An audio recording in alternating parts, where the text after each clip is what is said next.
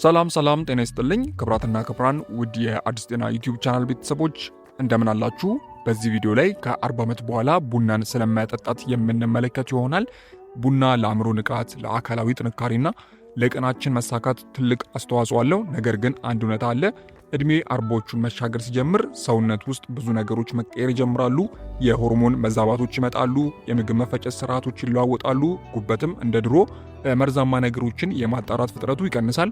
ይህ ማለት በ20ዎቹና በ30ዎቹ እድሜ ያለምንም ችግር የምትጠጡት ቡና ከ40 ዓመት በኋላ ግን በጤና ላይ ትልቅ አደጋ ሊያደርስ ይችላል። እናም በዛሬው ቪዲዮ ላይ ከ40 ዓመት በኋላ ቡና ስትጠጡ ልታደርጓቸው የሚገቡ 5 ወሳኝና ሳይንሳዊ ጥንቃቄዎችን እንመለከታለን። በተጨማሪም እድሜያቸው ከ40 በላይ ሆኖ ቡናን በጭራሽ ሊጠጡና ሊቀርቡት የማይገቡ 5 ልዩ ሰዎች በዝርዝር የምንመለከት ይሆናል ማለት ነው። ከዛ በፊት ሁላችሁም ይህንን ቪዲዮ ላይክ በማድረግ ጀምሩ። እንዲሁም ለዚህ አስተማሪ ቻናል አዲስ ከሆናችሁ ሰብስክራይብ በማድረግ ቤተሰቡ ሁኑ። አሁን በቀጥታ ወደ ጉዳይ ሳልፍ ወደ ጥንቃቄዎቹ ከመሄዳችን በፊት ለምን ከ40 ዓመት በኋላ የሚለውን ጥያቄ መመለስ አስፈላጊ ነው። በሳይንሳዊ ዓለም እድሜ 40 ሲሆን የሰውነታችን ሜታቦሊዝም ወይም ደግሞ ምግብን፣ መጠጥን ወደ ኃይል የመቀየር ሂደት በከፍተኛ ሁኔታ ይቀንሳል። በወጣትነታችን የጠጣነው ካይፊን በ3 ወይም ደግሞ በ4 ሰዓታት ውስጥ ከሰውነታችን ተሰባብሮ ይወጣ ነበር። አሁን ግን ጉበታችን ሳይቶክሮም የተባለውን ካይፊን የሚሰብር ኢንዛይም ማምረት ስለሚቀንስ ካይፊኑ በደማችን ውስጥ ከ8 እስከ 12 ሰዓታት ድረስ ሊቆይ ይችላል። ይህ ማለት ደግሞ ጠዋት የጠጣነው ቡና እስከ ሌሊት ድረስ በሰውነታችን ውስጥ እየተዘዋወረ የነርቭ ስርዓታችን ሊወጥር ይችላል ማለት ነው። አሁን ይህንን ካወቅን ምን አይነት ጥንቃቄዎችን ማድረግ አለብን ወደሚለው እንሂድ። እንግዲህ ከ40 ዓመት በኋላ መደረግ ያለባቸውን 5 ዋና ዋና ጥንቃቄዎችን ማየት ስንጀምር ከመጀመሪያው እንጀምራለን። የመጀመሪያው እንግዲህ የሰዓት ሁኔታ ነው። የሰዓት ገደብን ማበጀት ያስፈልጋል። የመጀመሪያውና በጣም ወሳኝ ጥንቃቄው የሰዓት ገደብ ነው። ከ40 ዓመት በኋላ የእንቅልፍ ሆርሞን በመባል የሚታወቀው የሜላቶኒን ምርት በሰውነታችን ውስጥ ይቀንሳል። ስለዚህ በቀላሉ ለእንቅልፍ ማጣት እንጋለጣለን። ሳይንሳዊ ጥናቶችን እንደሚጠቁሙት ከቀኑ 8 ሰዓት በኋላ ቡና መጠጣት የለብንም። ቡናው የሚያነቃቃን ቢመስልም የሌሊት እንቅልፍ ግን ስለሚያሳጣን ጠዋት ስንነሳ ድካምና የመጫጫን ስሜት የሚፈጥርብን ይሆናል ማለት ነው። ይሄም ሌሎች የጤና እክሎችን ሊያስከትልባችሁ ይችላል ማለት ነው።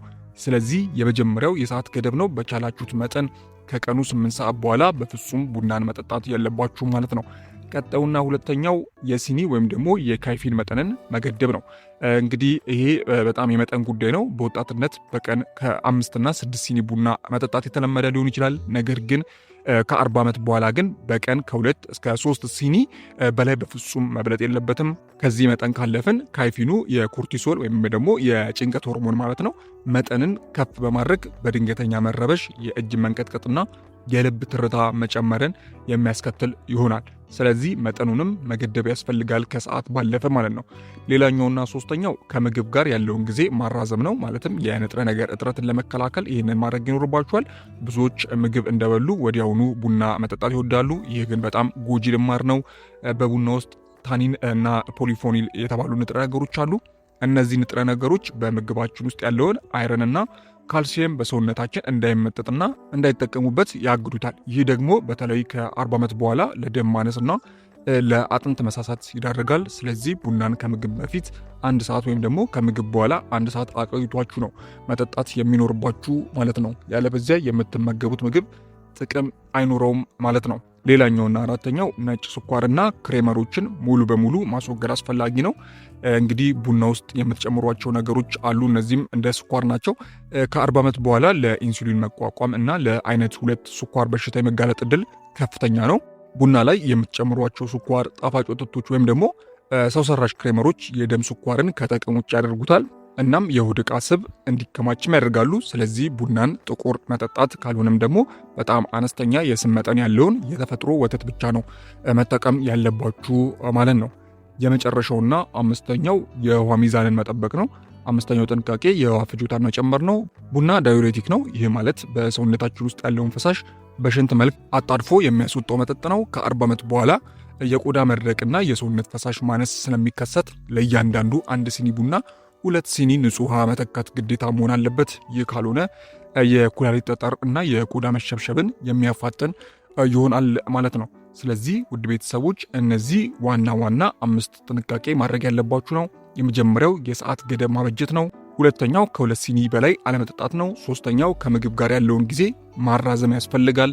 አራተኛው ነጭ ስኳርንና ክሬሞሮችን ሙሉ በሙሉ ማስወገድ ይኖርባቸዋል። አምስተኛው ከቡና በኋላ ውሃ መጠጣት አስፈላጊ ነው። እነዚህን ጥንቃቄዎች ማድረግ ይኖርባቸዋል፣ የግድ ነው ማለት ነው። እስቲ አሁን ከ40 ዓመት በኋላ ቡናን ጭራሽ መጠጣት የሌለባቸውን 5 ሰዎች እንመልከት። የመጀመሪያው ከፍተኛ የደም ግፊትና የልብ ምት መዛባት ያለባቸው ሰዎች ናቸው። የመጀመሪያው ስብስብ የልብና የደም ግፊት ህመምተኞች ናቸው። ካይፊን ወደ ደም ውስጥ ሲገባ የደም ስሮችን በማጥበብ የደም ግፊት በድንገት ከፍ ያደርጋል። በተለይ ደግሞ የልብ ምት መዛባት ያለባቸው ሰዎች ካይፊንን የልብ ጡንቻቸውን በማነቃቃት የልብ ድካም አደጋን ሊያፋጥን ስለሚችል ሙሉ በሙሉ ሊርቁት ይገባል ማለት ነው። ሌላኛውና ሁለተኛው ሰው ከባድ የጨጓራ ቁስለትና ቃጠሎ ህመም ያለባቸው ሰዎች ናቸው። እንግዲህ ቡና አሲዳማ መጠጥ ከመሆኑም በላይ ጨጓራችንን ተጨማሪ ሃይድሮክሎሪክ አሲድ እንዲያመርት ያነሳሳል። ይህ አሲድ ደግሞ የጨጓራ ግድግዳን ይበላል። የጨጓራ ቁስለት ካለባችሁ ወይም ደግሞ ምግብ ወደ ላይ የመመለስ ችግር ካለባችሁ ቡና መጠጣት ህመሙን ስር የሰደደና ሊያድን የማይችል ያደርገዋል ማለት ነው። ሶስተኛው ስር የሰደደ የጭንቀት ህመም እና የእንቅልፍ እጥረት ያለባቸው ሰዎች ናቸው። ካይፊን የአእምሯችንን ማዕከላዊ የነርቭ ስርዓት ያነቃቃል። ይህ ንቃት ደግሞ ቀድሞውኑ የጭንቀት የፍርሃት ወይም ደግሞ የንጭንጭ ስሜት ላለባቸው ሰዎች አእምሯችሁ እረፍት አጥቶ ሌሊት ማሰብ ለሚያበዛ ሰው ቡና ጠላት ነው ማለት ነው። አራተኛው የወር አበባ ያቆሙ እና የአጥንት መሳሳት ያለባቸው ሴቶች ናቸው። እንግዲህ ከ40 ዓመትና ከ50 ዓመት በኋላ ሴቶች የወር አበባ ማቆም ደረጃ ላይ ሲደርሱ የኤስትሮጂን የተባለውን ሆርሞን ይቀንሳል። ይህ ሆርሞን ሲቀንስ አጥንት ካልሲየምን የመያዝ አቅሙን ይደክማል።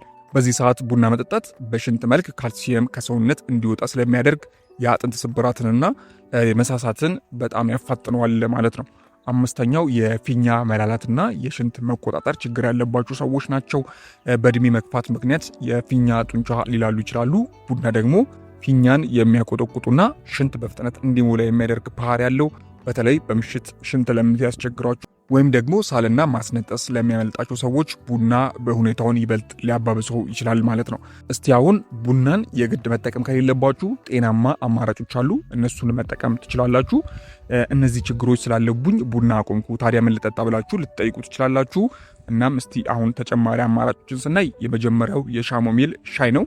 ነርቭን የሚያረጋጋና ማታ ጥሩ እንቅልፍ እንድትተኙ የሚያደርጉ ወሳኝ ሻይ ነው። በቡና ምትክ እሱን መጠቀም ትችላላችሁ። ሌላው የዝንጅብልና የሎሚ ሻይ ነው። የምግብ መፈጨትን የሚያፋጥንና የጨጓራ አሲድን የሚቀንስ ነው። ሌላው አረንጓዴ ሻይ ነው። አረንጓዴ ሻይ በጣም አነስተኛ ካይፊን ያለውና ለአንቲ ኦክሲደንት የበለጸገ በመሆኑ ለእድሜ መግፋትና ለበሽታ የሚከላከል ድንቅ አማራጭ ነው ማለት ነው። እናም ቡና መጠጣት በጭራሽ የሌለባችሁ 5 ሰዎች ማለትም ከላይ የነገርኳችሁ ከፍተኛ የደም ግፊትና የልብ ምት መዛባት ያለባችሁ ሰዎች፣ ከባድ የጨጓራ ቁስለት ያለባችሁ፣ ስር የሰደደ የጭንቀት ህመም እና የእንቅልፍ እጥረት ያለባችሁ፣ እንዲሁም የወር አበባ ያቆማችሁና የአጥንት መሳሳት ያለባችሁ ሴቶች፣ የፊኛ መላላትና የሽንት መቆጣጠር ችግር ያለባችሁ ሰዎች እንግዲህ በዛ አማራጭ እነዚህን የማሚሚል ሻይ፣ የዝንጅብልና የሎሚ ሻይና አረንጓዴ ሻይን መጠቀም የምትችሉ ይሆናል ማለት ነው። በአጠቃላይ እድሜያችሁ ከ40 በላይ ሲሆን ጤና በልዩ ሁኔታ መንከባከብ የእናንተ ኃላፊነት ነው። ዛሬ ያየናቸውን ጥንቃቄዎች ቀላል ቢመስሉም በተግባር ካዋሏቸው ግን ከብዙ በሽታዎች ይጠብቁናል። ቡናን በፍቅርና በጥንቃቄ መጠጣት አስፈላጊ ነው። የዛሬው ቪዲዮ ጠቃሚ መረጃ እንደሰጣችሁ ተስፋ አድርጋለሁ። ከተመቻችሁ ላይክ ማድረጋችሁን እንዳረሱ። ይህንን መረጃ ለሌሎች ለምትወዷቸው ሰዎች ሼር አድርጉላቸው። እንዲህ ያሉ ጠቃሚ የጤና መረጃዎች ሁልጊዜ እንዲደርሳችሁ ቻናሉን ሰብስክራይብ በማድረግ የደወል ምልክቷን ይጫኑ። ስላዳመጣችሁኝ እጅግ በጣም አመሰግናለሁ። ፈጣሪ አክብርልኝ። በሌላ ድንቅ ቪዲዮ እስከምንገናኝ ጤናና ሰላም ለእናንተ ይሁን። ቻው።